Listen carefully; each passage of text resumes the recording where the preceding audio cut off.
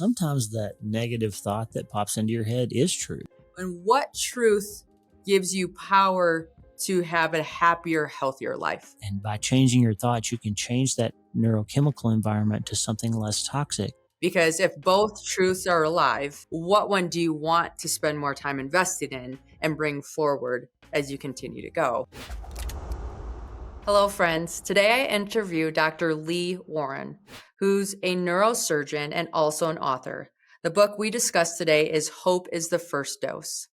Dr. Warren lost his son unexpectedly, and through this book, he writes down the story and the journey that his family goes through.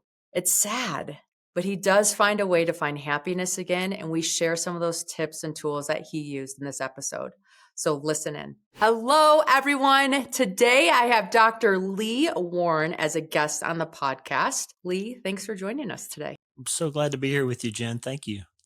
Thank you. Okay, so neurosurgeon, author, father of five, all the things. I want to start back in the beginning. How did you decide out of all specialties that neuro was your game? You know, it's actually sort of my son Mitchell's fault, the son we're going to talk about in a little bit here. Neurosurgery was never on my radar, Jen. I knew I was going to be a doctor since I was a little kid. But I got into medical school and you start rotating through all the different specialties. And I thought I was going to be a family practice doctor, and I pretty quickly realized I needed to be a surgeon, something with my hands, something that allowed me to do a lot of different things. And then in my third year of medical school, we found out that Mitch was going to be born in February, and I needed to rearrange my schedule so I could take a few days off when he was born. And the only thing I could do was either neurosurgery or orthopedics. And I chose the neurosurgery rotation because it didn't require overnight call. I just thought it would be easier. And within about 3 days on the neurosurgery service, I was like, this is what I have to do with my life. And it worked out. I know those orthopedics, they're like carpenters. They're normally big, burly guys with all these weapons that go into surgery and they're like, I mean, it's a different monster. Neurosurgery is way more delicate. Well, we kind of meet in the middle on spine surgery. You know, we do a lot of spinal surgery too. And so there's some common ground there. But when you get the really big hammers out, it's the ortho guys, and the little tiny hammers are the neurosurgeons. I see. Okay, so neurosurgery was because of the schedule. Okay, why not dermatology? Dermatologists have to have the best schedule of all doctors, no? Yeah, but it was just what was available that month. You know, not every class has openings. And so it was literally like I was going to spend a month on neurosurgery or a month on orthopedics. And I was like, which one sounds fun, but also have more time off? And I chose neurosurgery. And ironically, I have less time off in my life than anybody I've ever known because I'm a neurosurgeon now. So it is a booming field that has so much that is on the frontier of all of us understanding our brains and what's going on up there. And then you were in the military. Yep. I went to medical school on scholarship from the Air Force.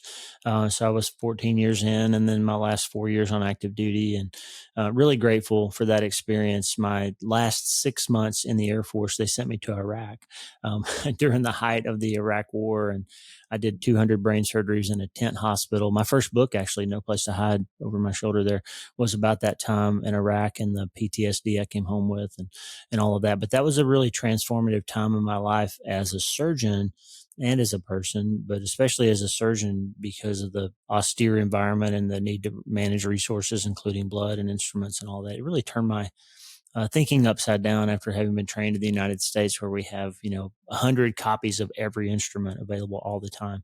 And there in the desert, we had 2. And if you dropped one, you had 1 and it took hours to get it back. So you had to be really careful and really diligent with resources. It was just a great experience. All right, so you were in the Air Force, you did 200 surgeries where if you drop a tool, that's mind-blowing. You forget these little things, like even when I'm on the mountains, right? But you don't have everything. And so you're always sacrificing. You always have to be a little extra careful. Where at home, if I lose where I put my gloves, I have a bin of gloves. I can pick another pair out. If I have one of my gloves blow away on the mountain, I'm in trouble. There's not another pair right there to take over. Okay, so you leave the military, which you wrote an entire book about because there's a lot of experiences and wealth of knowledge that you can share with people overcoming some of those things. But the book we're here to talk about today is your most recent book, which I have bought the audio and other copy on my phone, Hope is the first dose. How do you feel now that this book is published? Well, it's an amazing feeling to get a book out there. As you know, it's a lot of work and a lot of, especially a story like this, because we went deep on. It's actually my third book. With the second one introduced the idea that we lost a son, and this book tells what happened, what it felt like, and then a plan for how to get back on your feet when something like that happens to you, God forbid. Um, but so when you write, you pour everything out, and if you really want people to learn from what you've been through, then you have to tell the truth and you have to go as deep as the story goes. And so it's very personal and kind of emotional. And we had this sense too that if we're going to tell our son's story, we want to make sure we make him proud and do a really nice job with the manuscript. And so it was a lot of work. And I'm really proud to put this in people's hands because I think it's going to help them. Oh, it's definitely going to help them. I read the first chapter and then had to drive my car. And so I bought the audio version so that I could continue the story while I was driving in my car and not wait until I had space to sit and read again. That's how captivating this book is.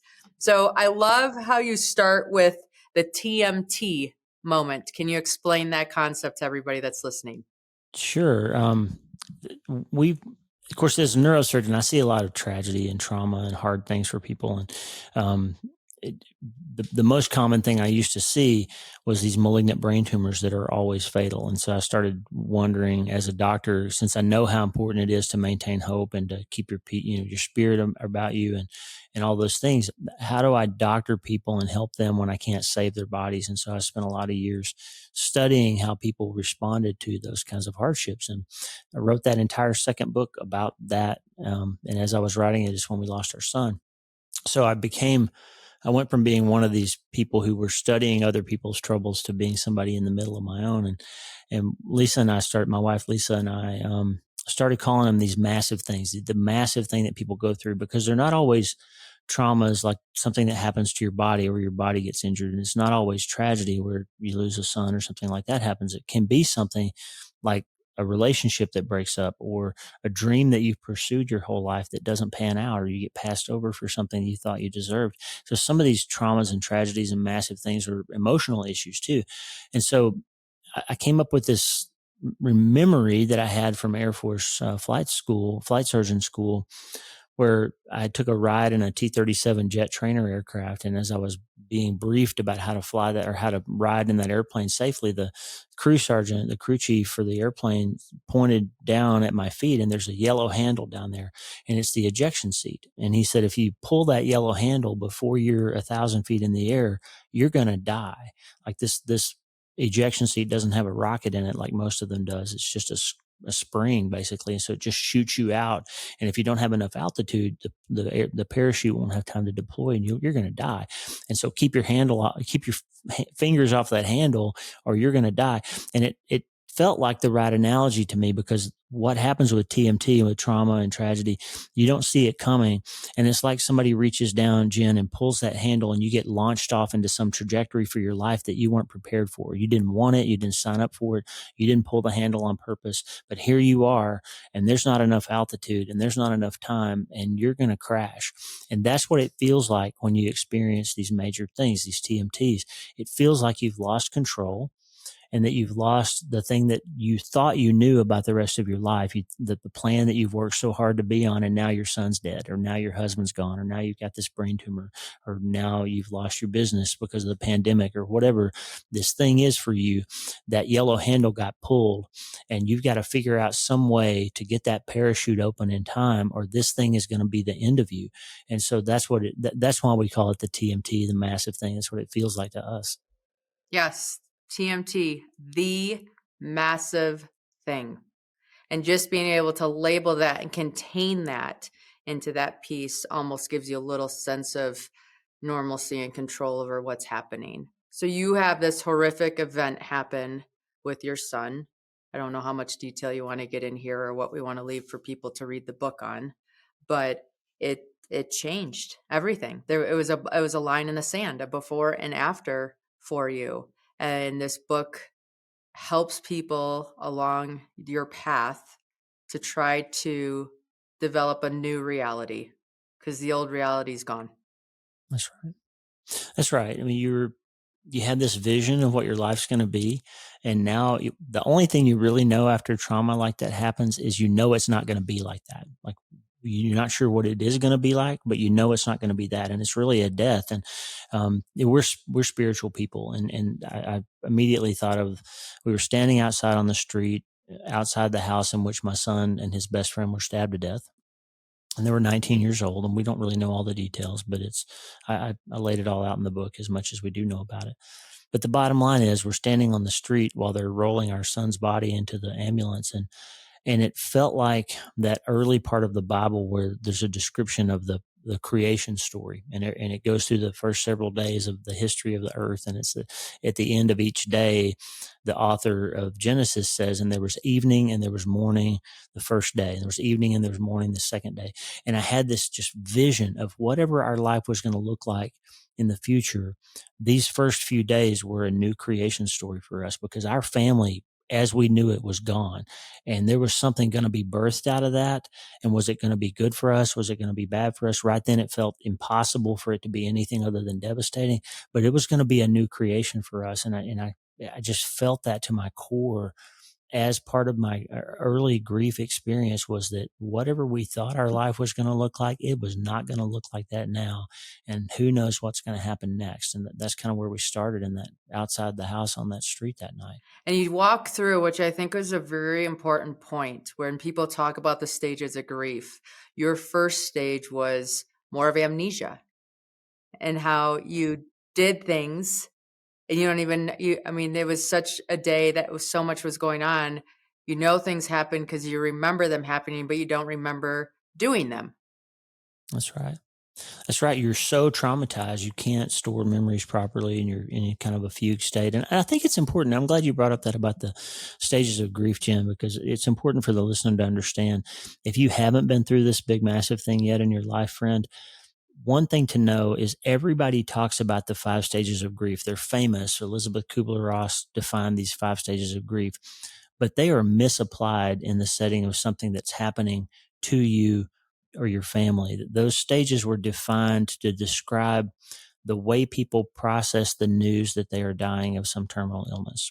And her work was all about, how do people behave when they learn that they're dying? And it's fairly modelable. You can reproduce that set of things: denial, anger, bargaining, sadness, acceptance, depression, all that stuff. But what happens is, they become so famous that everybody thinks that that's how you grieve, regardless of what it is that you're grieving over. And it just doesn't turn out to be a very good model for what you do when you lose a child, or somebody cheats on you, or something else happens.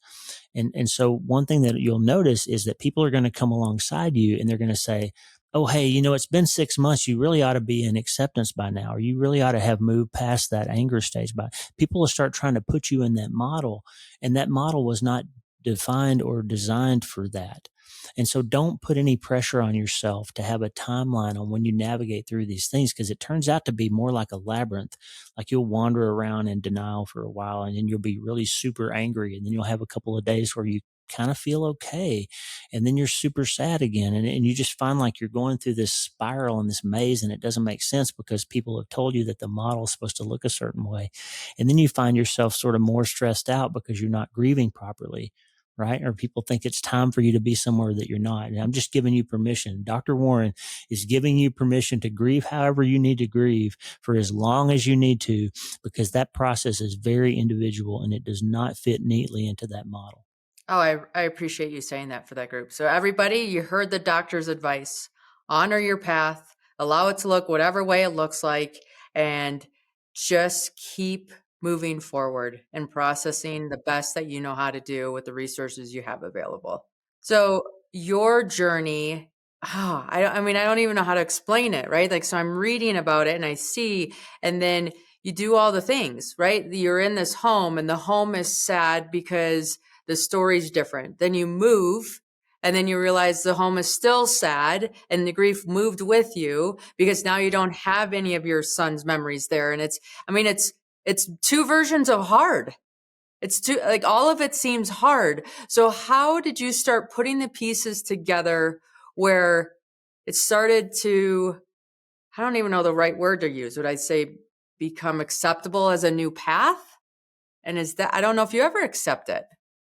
I think that you're exactly right. I mean, we did move. We moved from Alabama to Wyoming about 2 years after it happened, and part of that was business, and part of it was emotional. And the emotional part was, as you said, we lived in the house where we raised our kids, and everywhere we looked, there was, oh, that's where Mitch learned to play the guitar, and oh, that's where we went for that run that day, and that's where his room is, and I can smell his clothes. And I remember, this is a funny memory, but I used to go down into his room and open his closet and smell his clothes because I could smell them.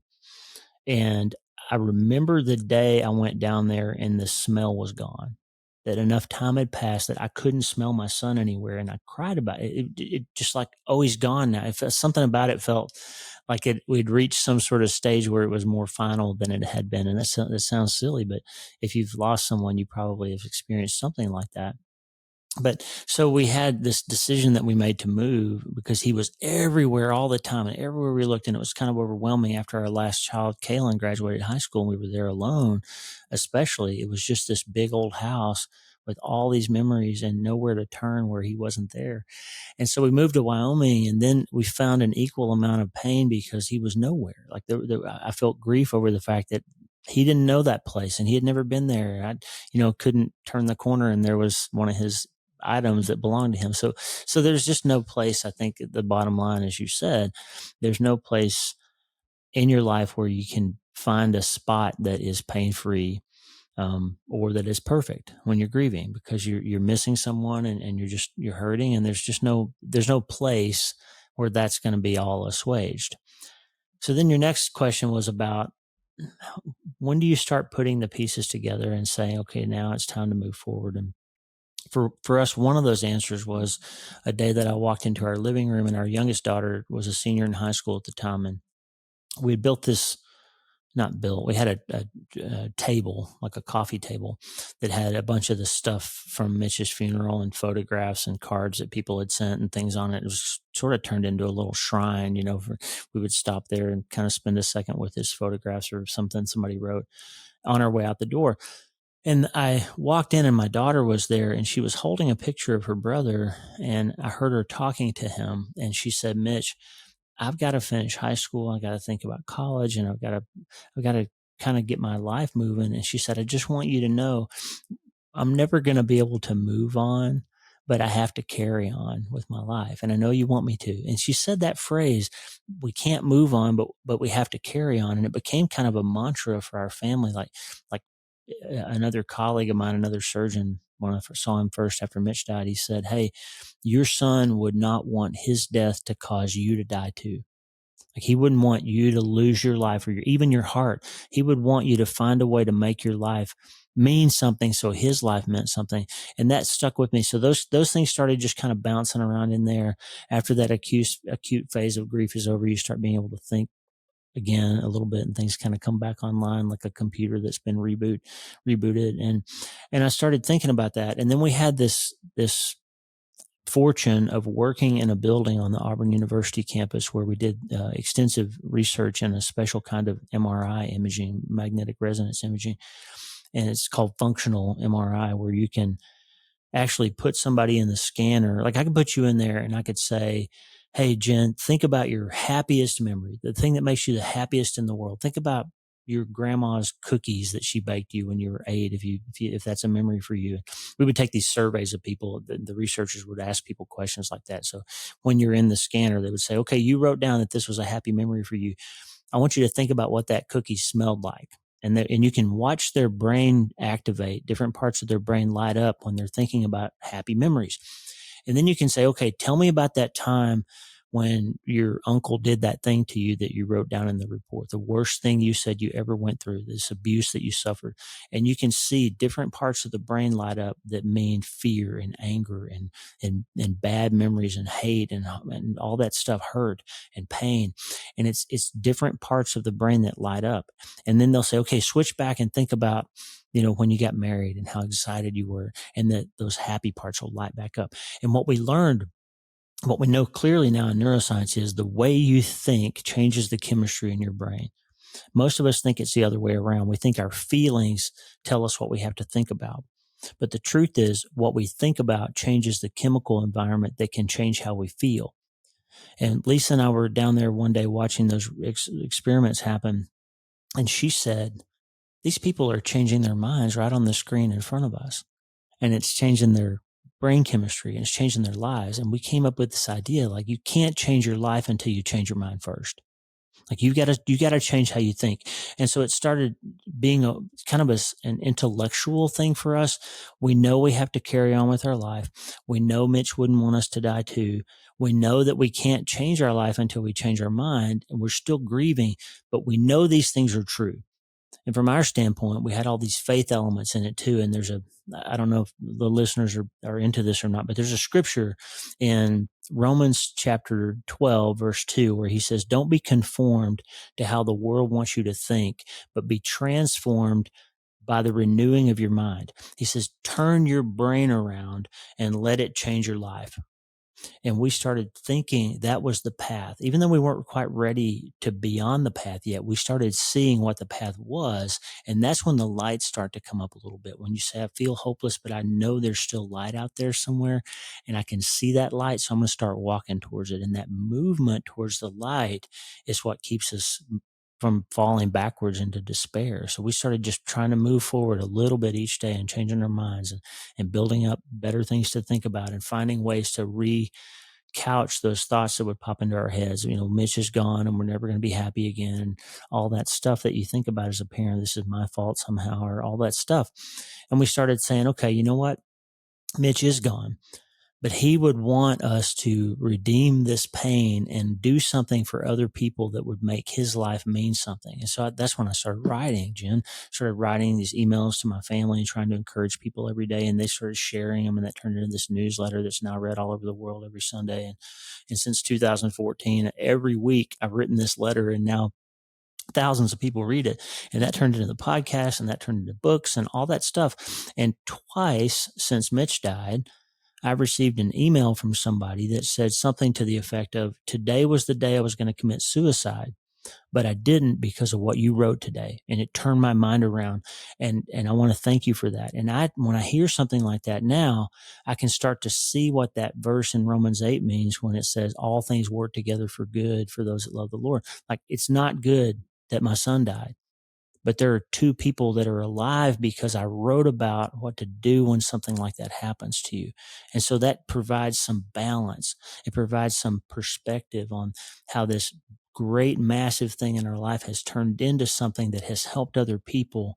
And it's true that it's devastating and bad, and it's true that good things have come out of it at the same time. So those two things are both true. And that once you start being able to put some ands instead of buts in your life, you start saying, I was happy, but my son died and now I'm not happy. Or I was happy, but she cheated on me and now I'm not happy. Or I was happy, but this happened. If you get into that but mode, you can never be okay again, because you're just going to be but this, but that your whole life. But when we switch to the and, I was happy, but my son died, and I also have a beautiful family and 4 grandchildren now, and this great practice, and people are learning from my books, and I'm helping people. And that and provides some counterbalance to the massive thing. And you start to find this ability to believe that it can be okay again, even though it's not going to be the same anymore. It's coming to terms with a new okay. And I love the neuroscience piece to it, where you're doing the brain scans and you're saying, okay, these thoughts light up this part of the brain. These other thoughts light up the other part of the brain. These chemicals that are released are going to cause the feelings that we have. And so we have to do the best that we can to piece stories together to help us light up the side of our brains, because we do. With this, I mean, I was in a car accident that was horrific. A friend of mine died a few weeks later running on a trail. It didn't make sense. How does she run doing something healthy and live, and I'm in a car wreck that they can't rebuild a scenario where I live, and I walk away? And so that lesson taught me, like, we don't get to choose when we die, but we sure get to choose how we live. And life is truly a gift. And the gift back to life is to use it to the best of our abilities, considering the circumstances, the visions that we have, and the things that show up on each one of our own journeys. and we make an impact in our own little corner of the world that might start as a Sunday newsletter to our family to get through these hard times that we're facing. And it could turn into something bigger that affects people globally. And you know about 2 people, but I am confident there's way more than that just haven't sent a message in. And it's in these stories where we find our strength to continue on, not move on, but carry on, like you said, and with each other, with a new reality, with a new future that we didn't anticipate, but there's somebody upstairs looking out for us and helping us make the most out of the gift of life that he bestowed us. So I'm sitting here listening, and I've read this story, and I was a financial advisor prior to getting into this mountaineering thing. And so I met a lot of people that have had their TMT moment. And you just sit. It's an interesting space to be in, because as an outsider, how do you best support? How do you check in? When is it too much? When is it not enough? And sometimes in the story that I read with you, it was, you did have some rules. For example, don't do something for the first 30 days. And I can't remember what the first 30 days was, but I just remember right now, like, I'm not supposed to do something in the first 30 days. So we're going to have to cover that again, so it gets reminded in my head. And then also, as an outsider who has not had a TMT moment yet, which I'm sure it will happen because I'm alive and that's part of living, how do I support those I know who are going through TMT moments right now? And I don't have the awareness, except that I care deeply and want to help in the way that I can. I just don't know what that looks like. Yeah, I'm glad you brought that up. They're especially in Christian circles, but I think all of us do it. We don't know what to say when somebody's devastated, and so sometimes we either avoid that person and don't say anything, which is harmful because they need you to show up. They need you to care about them. They need you to say the person's name and not let them die off in their memory. But the other thing we do sometimes, instead of avoiding them, is we talk constantly. We say whatever pops into our mind. We're just trying to be helpful, but we don't know what to say. So we fill the uncomfortable silence with all these things. And Christians are bad about quoting things that sound true, like God must have needed another angel, things like that. Which, let me just tell you, that's a horrible thing to say to a parent, because if God's real, I believe he is, he could make a new angel if he needed one. He doesn't have to kill my son to have a new angel, right? And so if he's doing that kind of stuff, then he's kind of a bully, because he could speak the world into existence. Surely he could create another angel. And so that's how it feels when somebody says something like that to you. And they're not trying to be mean. They're trying to be helpful, but they just don't understand the impact those words are going to have. And another one, like I said earlier, don't say God's going to work this for good. Don't quote that scripture right after somebody dies, because it's going to turn out to be true later on, but they're not ready to hear that yet. So don't say things that aren't true, and don't say things that are true, but it's bad timing. And one of the things I told you about the 30 days in the book was, I'm such a reader. My people all know that I read all the time. I read 1 or 2 books a week. My wife does too. And people started, therefore, bringing me books about grief and dying and recovery and all that. Literally the day my son died, somebody showed up with a stack of books. Like, here's some stuff that's going to be helpful to you.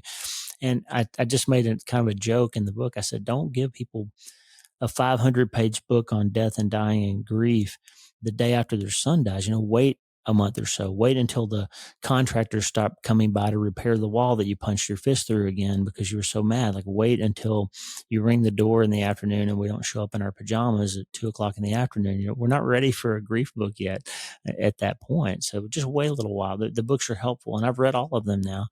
But I was just trying to give people some things to think about. And I think the most important thing I could say was something told to me by a friend of mine, Pastor John, who said, show up and shut up. Just show up, hug people, ask them what they need, tell them you're sorry, tell them it's hard, tell them you love them, tell them you're praying for them.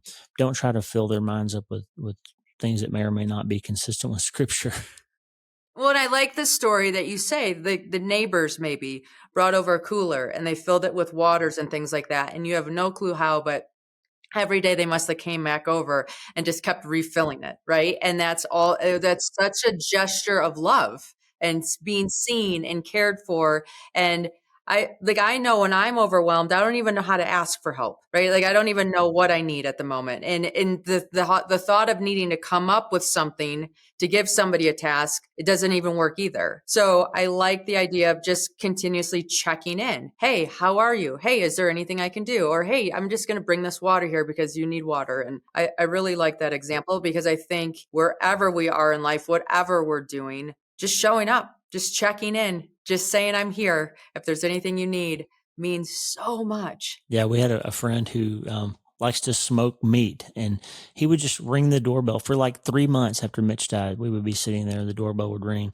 and he'd be walking away, and he left a deal on the porch with smoked meat and a bottle of wine and some paper plates. And he would say, "Y'all, let me know if you need something else." And he wouldn't even stay; he would just drop it off and leave. And so we didn't have to worry about cooking. And there's 100 people at your house grieving. You're going to run out of toilet paper. So some neighbors said, "Hey, they're going to need toilet paper, paper plates, napkins, Kleenex," and they just started bringing it. And so that kind of stuff is immensely helpful. And by the way, it also says, "Hey, I love you. I'm noticing you. I know that you're hurting, and I'm trying to solve a problem for you, but we don't have to talk about it." That was brilliant. And as I listen to you telling this story, it sounds like mantras have been very helpful in grounding you and saying, okay, I'm going to feel these things, but here's going to help me get back on track. I'm going to feel these things, but I'm going to carry on. I'm going to carry on. I'm going to carry on. What other tools and tricks have you used that have helped you through this process? I mean, writing, obviously, because you're a writer, which is a gift. I think the whole metaphor that I came up with and to put in the book, the subtitle, the treatment plan, is because I'm a doctor, obviously. But my idea was we have found a way back to hope and peace and really happiness. I'm a happy person. I'm never going to be happy about losing my son, but I'm also not going to die a sad man, because I've got other things in my life that give me meaning and purpose. And so I tried to say, what did we do? What were the elements of what we did, and what were the elements of what other people have done to find their way back to that path again? And I turned it into sort of this treatment plan metaphor. And in the book, I talk about 3 phases. One is what we call prehab. And if you come to my office, next Monday, and you tell me your back hurts, and I look at your scan and you need a back operation, before we do surgery, I'm going to send you to the physical therapist to get stronger and get ready for the trauma that your body's going to face, and to learn the mechanics of how you move and how you lift and do those things, so that you'll be prepared for when this event happens. And sometimes our massive things happen with a little bit of warning. We know this person's dying. And in those settings, you can prepare. You can go through that prehab stage and get ready, so you have a better outcome, and you can think about it. But a lot of times it's traumatic and urgent and happens soon, and you're not ready for that. So then you have to be ready for understanding how your brain works when you go through hard things. And everybody needs to be prepared for this. And I've joked and said before, we teach people how to do CPR in case somebody has a heart attack in front of us. And we teach people how to change flat tires in case we have an accident and we need to replace our tire. And we teach people how to stop, drop, and roll if they catch on fire. Even though most of us don't catch on fire, we all have a plan for what we're going to do if we burst into flames. I'm 54 years old, Jen. I've never caught on fire, but I know exactly what I'm going to do if it happens, right? But we don't talk about what we do in case of major emotional distress. We just never talk about it. It's like, I'm going to handle it better because I'm stronger than you. It's sort of what we think. We don't talk about it. So the plan is this: know that when you undergo major trauma, your brain is going to lie to you. It's crystal clear from neuroscience now that we have 5-to-1 negative thoughts when something bad happens, because they're aimed at activating all that fight or flight stuff that comes out of your limbic brain that's just trying to keep you alive. So you're firing all these neurons that every other time in your life you were in some kind of danger or some kind of deep distress, you ran away or you put up a fight or you did something. So your brain's going to start triggering all those synapses and tell you all kinds of stuff that turns out not to be true. And for the example of a grieving father, you're going to hear all these things. Somehow this was my fault. I missed something, or I could have been there to prevent this thing from happening, or maybe I wasn't a good enough dad, or he would not have been there when that happened. All that stuff. And the truth is, none of it's true, because he's a 19-year-old kid who lived in another city at the time, and I didn't have any ability to prevent or prepare for what happened. It wasn't possible for me to intervene in that, right? So what happens when you experience these TMTs, Jen, is that you hear all this negative thinking. And if you're aware of that on the front end, that major events create a toxic storm of thinking in your life and in your brain. And you remember what I taught you earlier from the MRI scanner, that you can change your thoughts. And by changing your thoughts, you can change that neurochemical environment to something less toxic. Then you can gain control of the thought environment after these major things happen. And I teach a procedure to my readers, something called what I call a thought biopsy, where you don't react to every thought that pops into your head before you take a second to examine those thoughts. And a good example of that would be, again, if you came to my office Monday and you said, "Hey, I've been having these headaches." And I said, "Well, okay, let's go to the operating room and I'll cut your head open and look around and make sure you don't have a brain tumor." You would say, "Time out." Like, don't you want to do a scan or some kind of data collection first before you take me to surgery, cut my beautiful hair and saw my head open? Don't you want to do some testing before you do that procedure? And the truth is, of course, that would be malpractice for me to think that you have a brain tumor and take action on that by operating on you. It would be malpractice. But we do it to ourselves all the time. We have a thought, we grab that thought and run with it, and we turn it into a bunch of feelings and a bunch of responses. And before we know it, we've blown up on our spouse and we've created all kinds of other issues because we're managing our emotions incorrectly. And that's what happens to you after trauma. So if you can prepare for your massive thing by understanding that your brain chemistry is not your friend after these things happen, and developing a discipline in your life of biopsying your thoughts and thinking about them critically before you decide if they're valid and need to be acted on, then you will get ahead of that curve. And again, to go back to something in the Bible, there's a scripture in 2 Corinthians chapter 10 where Paul said, the Apostle Paul, St. Paul says, "We take captive every thought in order to turn it around and make it work for us." That's a paraphrase. But take captive every thought. Grab that thought and make it behave appropriately before you react to it, because reacting blindly to it is going to lead you to more trouble. And so the last thing you want, we see it all the time with people who have go through major trauma and they end up what? Alcoholic, divorced, penniless, suicidal. All this stuff happens because they don't master their brain chemistry after trauma. So that's what the treatment plan is all about. No, I like that. And it's interesting you say it that way. So I have boys that are teenagers right now. And one of mine was struggling. And so we sat down. I said, "Hey, who has the microphone?" He goes, "What do you mean, who has the microphone?" I'm like, "There's a whole bunch of voices in your head. Whose has the microphone?"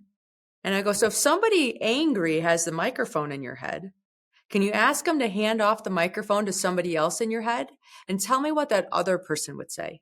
What happens if you hand the microphone to the happy person? How would they see the same circumstance? Or if you handed it to the neutral person, what would the problem solver say in this circumstance?" And so it's funny, right? So you have these conversations with your kids and you hope they work, but half the time you're just want, want, want, want, want. And then, right. So then I'm walking by the other day and I hear my son on the phone. "Well, my mom says you have to ask who has the microphone in your head." So who has the microphone in your head right now? Which is just teaching you to take that pause and live the examined life. Examine these thoughts that are coming through. Are they the only truth? They might be truth, but could be multiple truths true in this circumstance. And what truth gives you power to have a happier, healthier life? Because if both truths are alive, what one do you want to spend more time invested in and bring forward as you continue to go?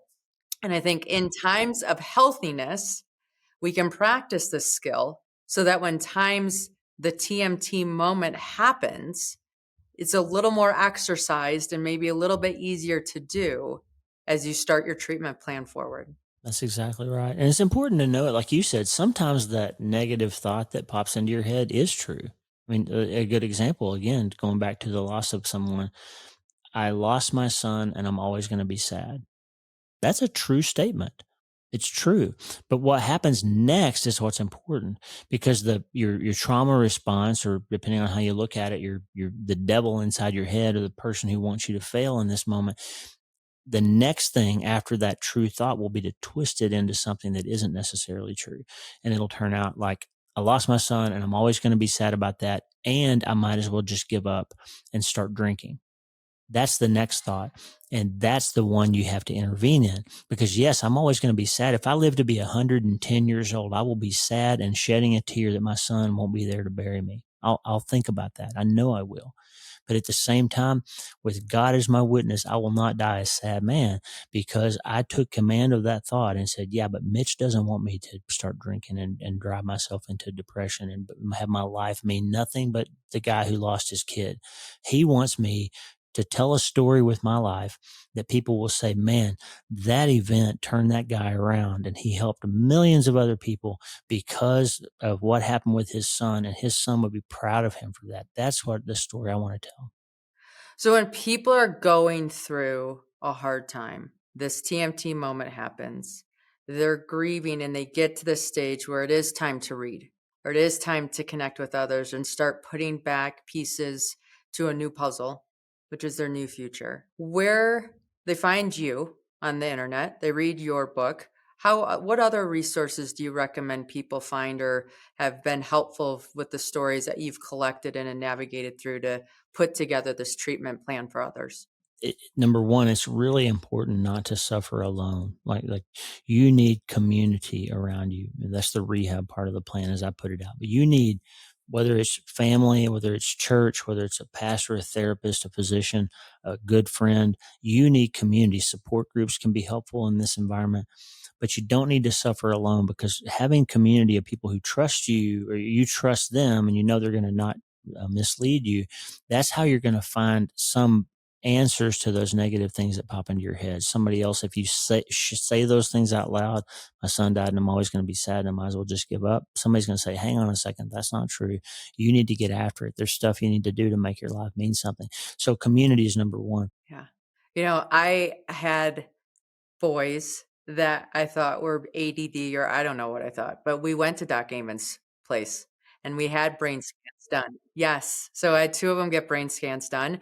And now I'm a proud owner of a hyperbaric chamber, because they were ski racers and they had like head traumas that went undiagnosed because it wasn't the full blown experience that you expect a head trauma to demonstrate. And when we went into those brain scans, you could see where blood should be flowing and it wasn't. And so we did some of his protocol. We did the hyperbaric chambers. I had a couple kids, so by that point, it was worth buying one versus going to one that many times. And it made a big difference. It made a huge difference. And so sometimes, these traumas that we don't quite have the memory for are still traumas, and they're affecting how our mind is working, which then is affecting how we're feeling and making the most out of every day.